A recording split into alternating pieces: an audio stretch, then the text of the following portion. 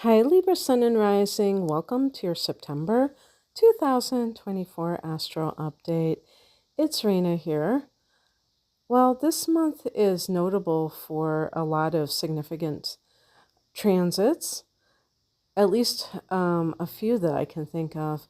But it's also notable because there's your solar return. The Sun goes into Libra on the 22nd, but you just happen to be one of the cardinal signs, so this means that we are changing seasons. This is an equinox. In the northern hemisphere, it's the autumnal equinox. And so this is a very powerful time of the year as it is, but then we have an eclipse in Pisces.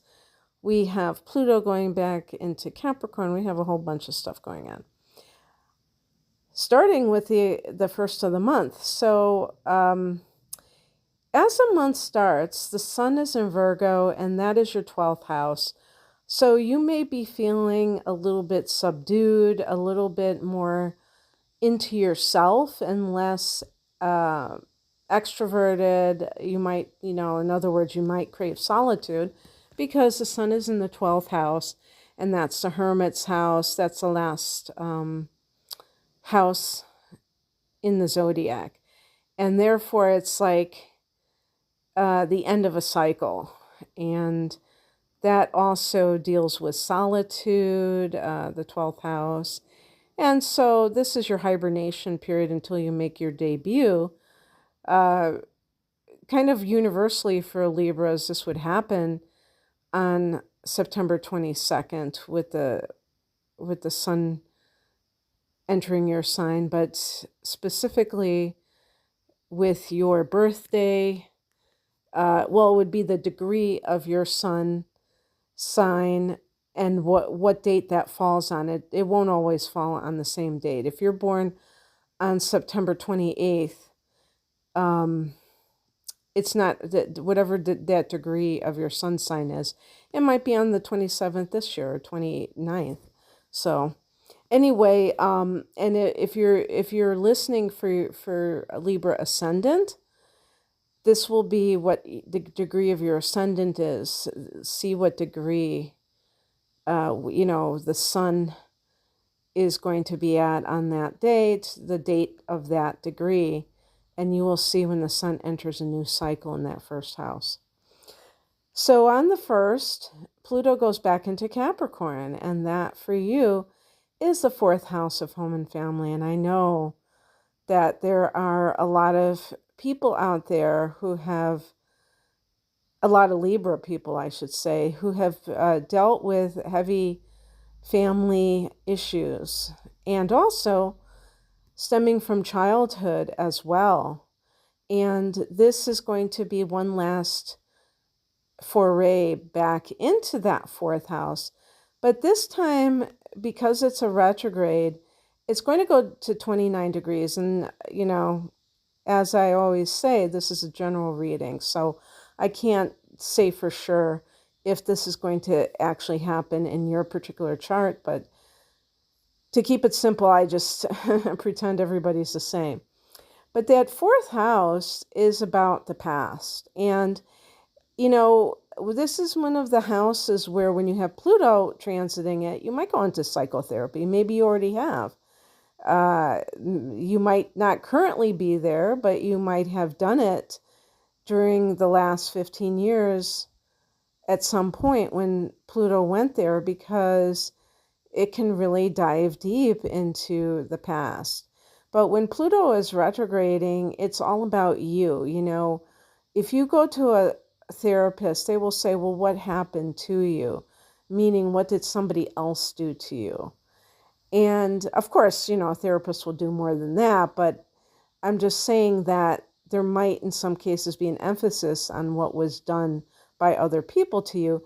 When there's a retrograde, it's all about personal reflection or going inward. So it's not about going outward and saying, okay, this happened and this person was part of that. It's about like, how did I internalize these events? And how am I still in that place? due to whatever happened. And it's really, I mean, this is going to be going on for about 2.5 months until November 19th. I mean, Pluto goes direct, like, October 11th, something like that. But it'll stay in Capricorn until November 19th. That's when it goes back into Aquarius. And this is really an important situation, because when Pluto goes back into that fifth house, it's almost like a test as far as I'm concerned, because you could encounter someone who is very captivating but very controlling. And if you grew up with narcissism in your family of origin, which would, pertain to the fourth house, you may find it very familiar to deal with somebody who is a narcissist. But that doesn't mean that it's a good thing, obviously. So it's kind of like, okay, have you learned your lesson about these types of people and what they're capable of? And being able to deal with them and deal with them not as a scared little child, but as a grown-ass man or woman and all of that. So this is very interesting. Get ready for more personal reflections. If you have any family drama, again, bring it back to yourself rather than the outer power plays that might be taking place. See how you feel, maybe it's how you don't take control of your power. I'm trying to think of a different phrase, but I can't think of it. How you don't stand in your power. And sometimes people kind of like go into that freeze mode where they just kind of like let go of all of their adulting, and they kind of regress back into childhood. So you'll probably find some kind of thing going on along these lines. On the same day, now I'm just talking about September 1st, Uranus goes retrograde at 27 degrees of Taurus. For you, this is the 8th house. And I feel like I feel like I already did this reading. I hope I'm not doing this twice. But I probably erased it if I did. But anyway, for some Libra people, you might have had some kind of spiritual awakening that hit you in 8th house matters. The 8th house is Scorpio's domain in astrology. So it deals with astrology, it deals with the tarot, it deals with occult matters, metaphysics, versus the 9th house, which is more the traditional religions. So because Libra is an air sign, you might have needed something to kind of transcend that mental realm and just go like even in the body embodied, like the Kundalini, which is connected to Uranus, rising up. And actually, I wonder if the Kundalini, it might have something to do with the nervous system on an auric or energetic level. I haven't really checked that out. I should do that, because you have the chakras, and they're kind of like aurically represented in the physical organs, like the heart chakra and all of that. But anyway, that's getting off into the weeds. I just wanted to say that you might have had some spontaneous kind of psychic phenomena occurring, and or maybe even channelings. And this is, Uranus is going retrograde here, so this may cool things off a little bit. But again, internalizing all of these issues, like for instance, Uranus is about liberation. So with the eighth house, which can be transformation, it's kind of like, how do I use personal transformation as a vehicle for freedom? And this is kind of like a thing that this might be a great time for you to meditate and do things of that nature, because you may find that when Uranus is retrograding, Uranus in the eighth house itself can be very good for enhancing your intuition. So, yeah, that's what's happening. And also, if your spouse has been having in the last 8 years kind of like wonky finances, maybe they work for themselves. They've been working for themselves for the last 7+ years, and so their finances are all over the place. Maybe this will stabilize a little bit for the time being. Uranus is set to leave this sign in 2025. On the 2nd, we have a new moon at 11 degrees of Virgo. This is in your 12th house. So it can be a great time to initiate some kind of spiritual practice. And also, as part of a spiritual practice, maybe like intentional solitude, where, because Libra is is a social butterfly. And although you may have your times when you kind of keep to yourself, like I just said, when the sun or other personal planets are in the 12th house, it might be the time when you just naturally do that. But just to do it all the time as a way to kind of gain strength, like inner strength, because I think Libra people, the word suffer sounds a bit dramatic, but I think that you would do very well if you would make time for yourself as an individual, because Libra is totally about partnership, and because of that, it can be hard for Libra people to even enjoy their own company. I remember somebody I know who's a Libra saying that they don't like being alone. And it was just very straightforward. I don't like being alone.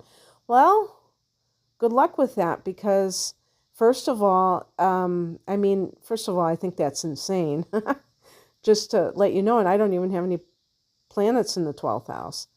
But I just think that, I was going to say people are overrated, but that's kind of like a not very nice thing to say. I think that socializing is overrated. I'm an introverted person, for sure. And I think that it's very draining, whether people know it or not, even if they consider themselves extroverts.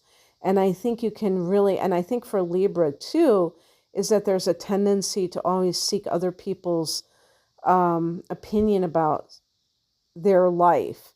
And that's foolish, because, what other people think about your life is based on their own conditioning or their own viewpoints. And if you don't know what you want, then that's like lacking a core self. And it really isn't like the self. It's more like a small s. But still, yourself in this lifetime. So being alone can help you cultivate your own sense of yourself without that outer interference that can be very easy for you to listen to above your own voice, and kind of connecting to your higher self and all that good stuff. On the 4th, Mars goes into Cancer, another cardinal sign. This time, this is coming from the other side, so it's going to be your 10th house of career, Libra.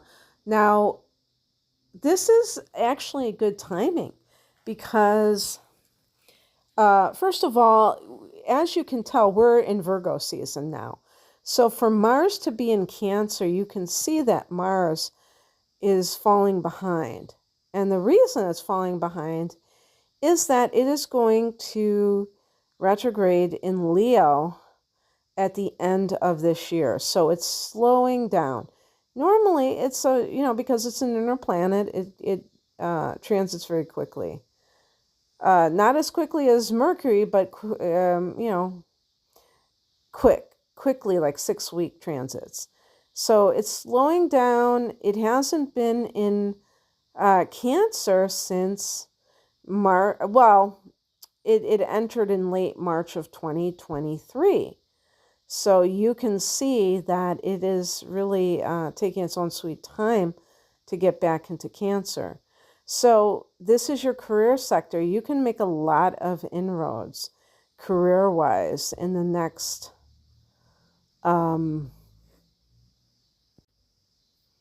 however long. I would have to check. Since Mars is slowing down, I don't know exactly when it's well, no, I kind of know because I know it's going into Leo on December 6th. Holy Batman. That means that it's going to be in this 10th house for several months. So this can really get you into high gear in terms of ambition, your career. On the side of caution, be careful about becoming too aggressive versus ambitious or assertive, because you might overdo it and you might end up clashing with authority figures. And really, I could see for the typical Libra person that the authority figure, your boss, supervisor, the head of the company, might say, so-and-so, talking about you, is always so agreeable. Like, what has gotten into this person? They're like, they're acting like they're running the show. They're kind of like, they're really like going for it. But on the other hand, they're a little bit more cocky. Cockiness is the shadow side of confidence. A Libra person typically will be very agreeable, very aware of the social graces. But when Mars enters the picture in that 10th house, you might feel like all systems are go, but it could lead to excess. So just remember that. But you could get a lot done, a lot accomplished for sure. You have the energy for it. You might, who knows, maybe you'll work overtime. Even though this isn't the work sector, it's the career sector. So making a lot of inroads. On the 9th, Mercury goes into Virgo, and on the 12th, 3 days later, it comes out of its shadow. So Mercury goes into that 12th house. This is a time when your mind isn't very rational, but it is very imaginative, and it's in a dream state. This is the dream state, talking about sleepy time dream state. And so because this is a psychic house, this is Pisces house in astrology, you might be particularly psychic, and that could be significant at this time. On